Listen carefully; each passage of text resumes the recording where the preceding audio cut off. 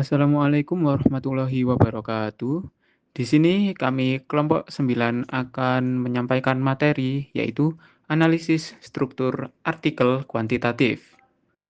Anggota kelompok yang pertama ada Agila Zuratira Balkis Saujana, kemudian Gita Ayu Rosalinda, kemudian Hani Irmawati, dan Sofin Nahari. Langsung masuk ke materi yang akan kita sampaikan. Saya akan menjelaskan identifikasi.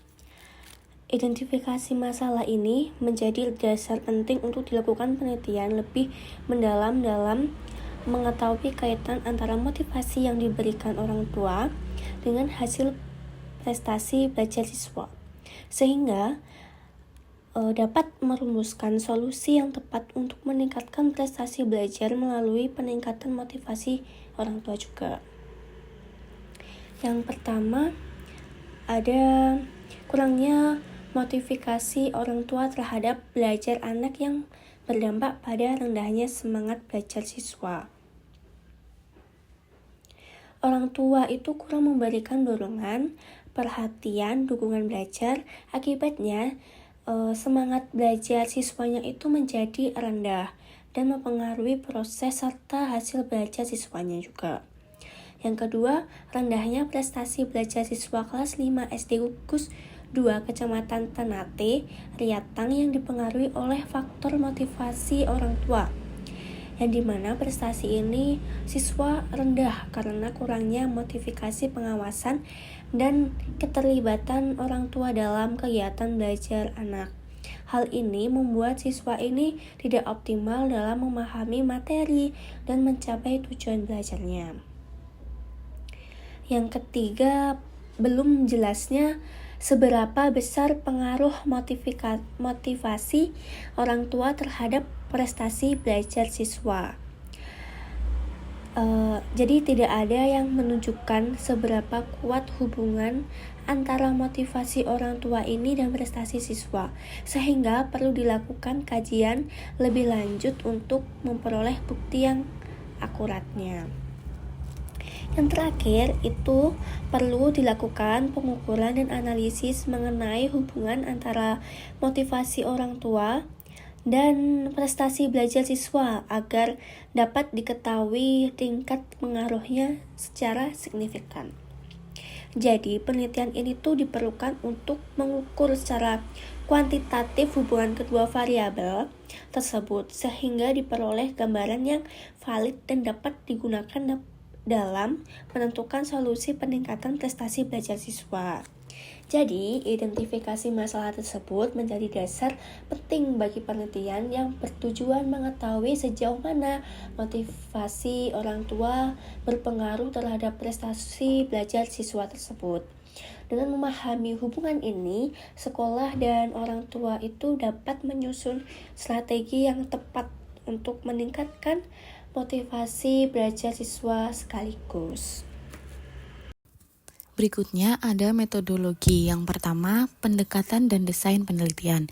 Penelitian ini menggunakan pendekatan kuantitatif dengan desain deskriptif korelasional.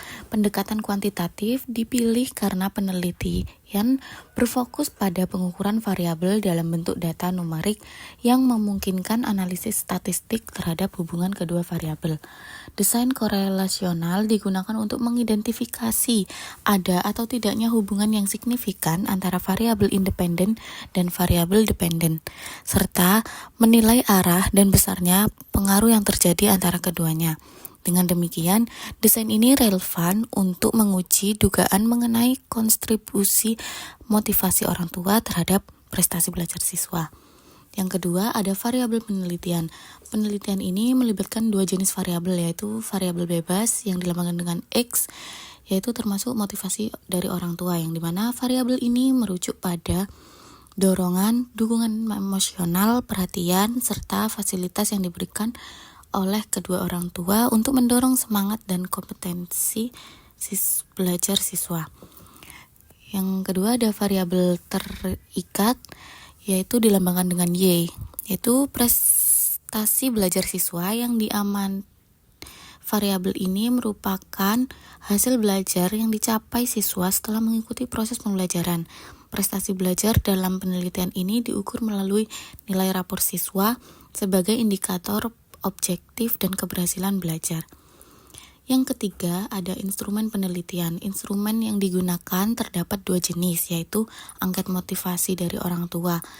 Yang dikumpulkan angket ini berbentuk skala Likert yang memuat sejumlah pernyataan mengenai tingkat dukungan perhatian dan pemberian fasilitas belajar kepada anak.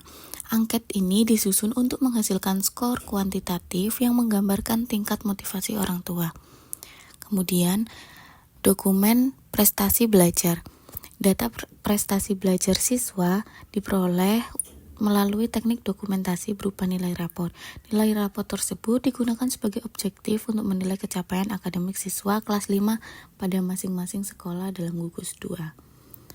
Kemudian yang keempat, ada populasi dan sampel penelitian. Populasi dalam penelitian ini adalah seluruh siswa kelas 5 pada SD yang tergabung dalam gugus 2 Kecamatan Tanete, Riatang. Sampel penelitian berjumlah 72 siswa yang ditentukan melalui teknik purposive sampling dan dengan pertimbangan bahwa siswa kelas 5 pada gugus tersebut relevan dan sesuai dengan tujuan penelitian. Pemilihan teknik ini memastikan bahwa sampel yang digunakan benar-benar mewakili karakteristik populasi yang diteliti. Kemudian yang kelima, teknik pengumpulan data terdapat 2 teknik utama, yaitu pemberian angket kepada orang tua siswa.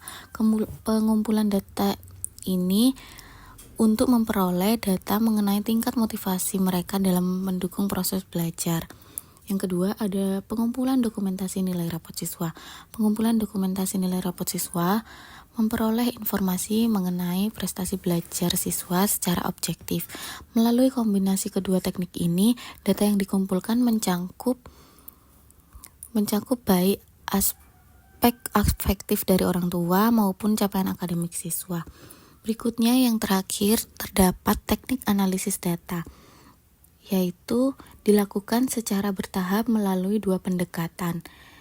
Yang pertama, analisis statistik deskriptif digunakan untuk menggambarkan karakteristik motivasi orang tua dan prestasi belajar siswa melalui penyajian nilai rata-rata, persentase, standar deviasi, serta kategorisasi tingkat skor.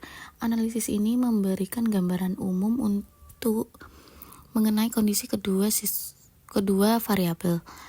Yang kedua, ada analisis statistik inferensial, yaitu digunakan untuk menguji hubungan dan pengaruh antar variabel, meliputi regresi linear sederhana, yaitu untuk mengetahui besarnya pengaruh motivasi orang tua terhadap prestasi belajar siswa.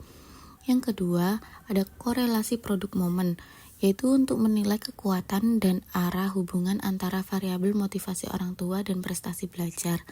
Yang ketiga atau yang terakhir, ada uji T, yaitu untuk menguji signifikansi hubungan dengan cara membandingkan nilai hitung dengan tabel pada taraf signifikan yang ditetapkan, sehingga dapat dipastikan apakah hubungan yang ditemukan bersifat signifikan atau terjadi secara kebetulan.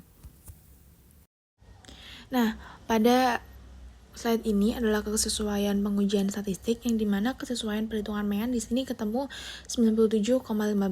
Nah, pada bagian ini peneliti menghitung nilai Mean atau rata-rata dari skor motivasi orang tua. Mean di sini digunakan untuk menggambarkan kecenderungan nilai tengah dari data kuantitatif. Kemudian karena instrumen penelitian berupa angket Likert yang berskala interval, maka penggunaan Mean di sini sudah sangat tepat karena di sini rumus yang digunakan adalah jumlah dari keseluruhan nilai dibagi dengan jumlah responden, dan hasil dari perhitungannya menghasilkan Mean sebesar 97,15.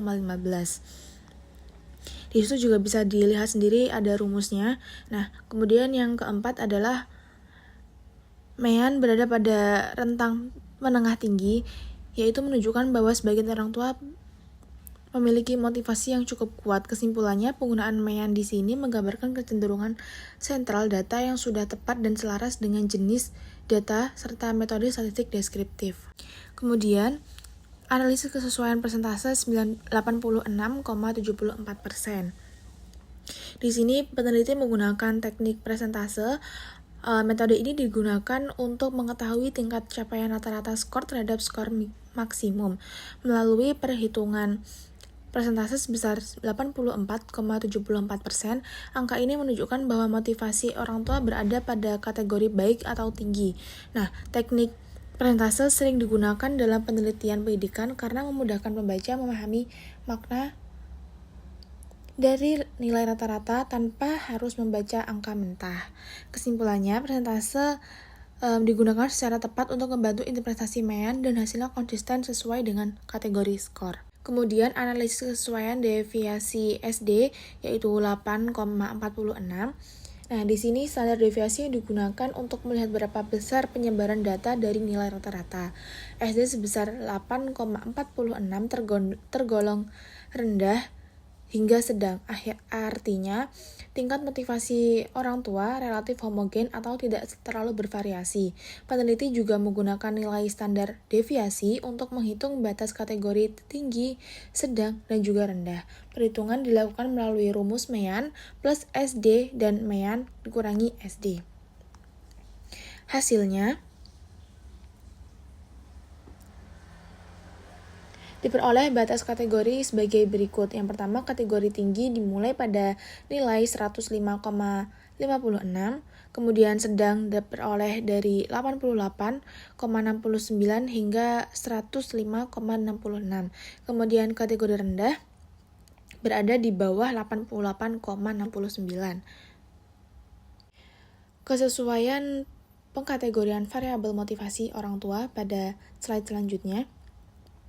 Nah, di situ peneliti membuat kita 3 kategori variasi atau motivasi, yaitu tinggi, sedang, dan juga kurang. Dasar pembentukan kategori ini sudah sesuai dengan standar yaitu menggunakan Mean plus minus standar deviasi. Kemudian frekuensi setiap kategori konsisten dengan histogram dan tabel distribusi sebelumnya. Kemudian yang ketiga, mayoritas responden berada pada kategori sedang sesuai dengan Mean yang berada di tengah interval. Kemudian yang keempat, penggunaan 3 kategori tinggi, sedang, dan juga kurang sangat tepat untuk angket ini dengan jumlah item banyak karena memberikan stigmasi tingkat motivasi yang jelas. Kesimpulannya, kategori skor dibuat melalui prosedur statistik yang tepat, konsisten, dan mendukung interpretasi variabel motivasi orang tua secara jelas. Kemudian yang kelima ada analisis kesesuaian variabel frekuensi dan persentase. Di sini kesesuaian statistik yang pertama ada total frekuensi 72, ini sesuai dengan jumlah sampel. Kemudian yang kedua persentasi 100%, tidak ada kesalahan dari agregasi.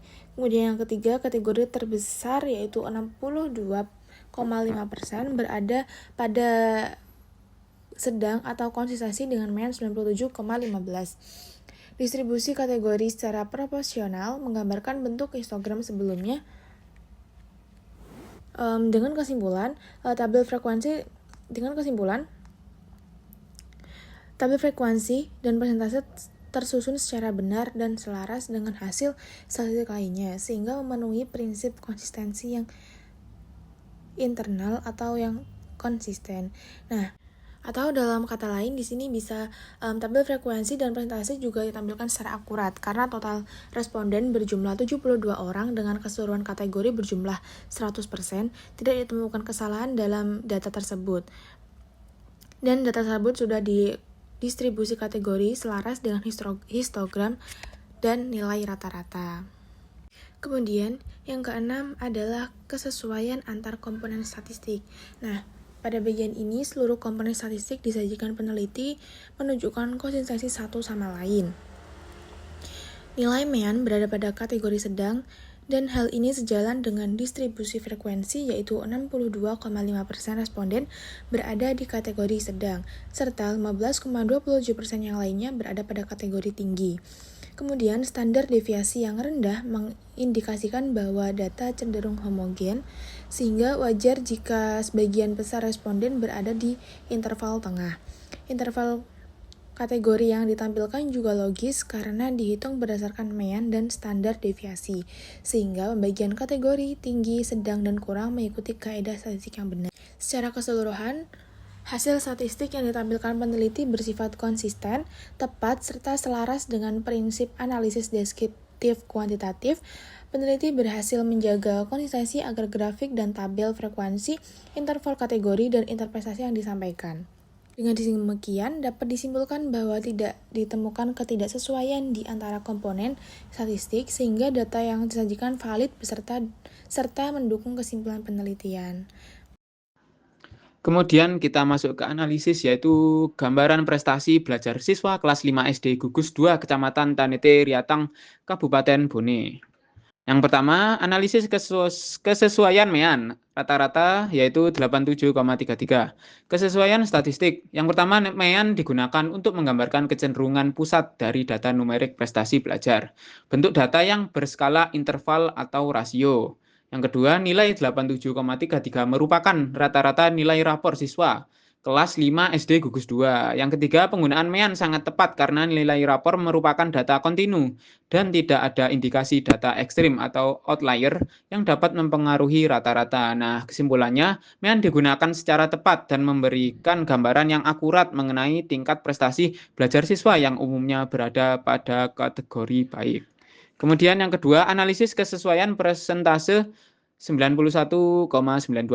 Kesesuaian statistik. Yang pertama, persentase menggambarkan tingkat pencapaian rata-rata nilai terhadap skor maksimum, yaitu 100. Yang kedua, presentasi 91,92% mengonfirmasi bahwa prestasi belajar berada pada kategori tinggi. Yang ketiga, teknik ini tepat digunakan sebagai alat bantu interpretasi untuk pembacaan non-teknis. Nah, kesimpulannya, perhitungan persentase konsisten dengan nilai mean, sehingga memperkuat interpretasi bahwa prestasi belajar siswa berada pada tingkat yang baik. Kemudian yang ketiga, analisis kesesuaian standar deviasi. SD sama dengan 6,42. Kesesuaian statistik. Yang pertama, standar deviasi menunjukkan derajat penyebaran nilai siswa. Yang kedua, SD 6,42 tergolong kecil, menunjukkan variasi nilai rapor yang homogen antar siswa. Yang ketiga, SD digunakan sebagai dasar untuk menetapkan batas kategori tinggi, sedang, rendah menggunakan rumus yang telah tertera, yaitu yang tinggi. Mean tambah SD sama dengan 87,33 ditambah 6,42 sama dengan 93,75. Yang sedang mean kurang lebih SD sama dengan 80,91 dikurangi 93,75. Nah, yang kurang mean dikurangi SD sama dengan 80,91. Yang keempat, nilai batas kategori yang ditampilkan di artikel sesuai dengan hasil ini. Nah, kesimpulannya SD dihitung dan digunakan secara tepat dalam menetapkan kategori prestasi belajar. Nah, yang keempat, analisis kesesuaian tabel kategori prestasi belajar. Nah, telah tertera dalam tabel ada kategori, interval nilai, frekuensi, dan presentasi. Nah, yang tinggi itu intervalnya X lebih dari sama dengan 93,75, frekuensinya 2, presentasinya 2,77%. Nah, yang sedang X lebih dari sama dengan 80,91 dan X kurang dari 93,75. Frekuensinya 68 dan presentasinya 94,44%. Nah, yang kurang ini intervalnya X kurang dari 80,91, frekuensinya 2, dan presentasinya 2,77%. Nah, kesesuaian statistiknya yang pertama, penentuan interval kategori menggunakan teknik standar, yaitu mean kurang lebih SD. Nah, yang kedua, distribusi frekuensi sesuai dengan SD rendah, yaitu data menumpuk pada kategori sedang. Yang ketiga, frekuensi kategori. Dari 68 siswa atau 94,44% berada pada kategori sedang, selaras dengan mean yaitu 87,33.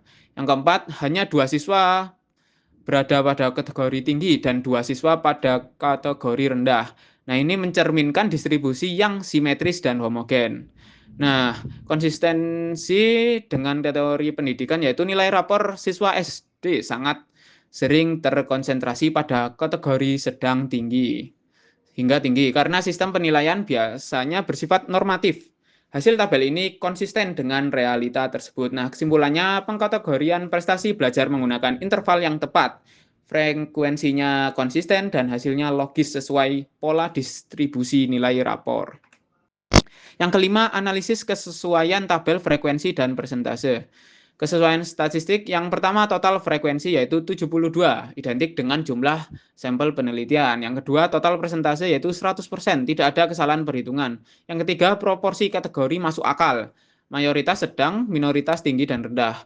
Nah, yang keempat distribusi ini sesuai dengan standar deviasi kecil yaitu SD sama dengan 6,42 yang menunjukkan sebaran rapat. Kesimpulannya, tabel frekuensi dan persentase sudah tepat dan konsisten serta menggambarkan distribusi data yang valid. Yang keenam, yaitu yang terakhir, kesesuaian antar komponen statistik. Bagian prestasi belajar menunjukkan konsistensi logis antar keseluruhan hasil statistik. Yang pertama, mean moderat 87,33 selaras dengan mayoritas kategori sedang. Yang SD rendah 6,42 selaras dengan dominasi kategori tengah yaitu 94,44%.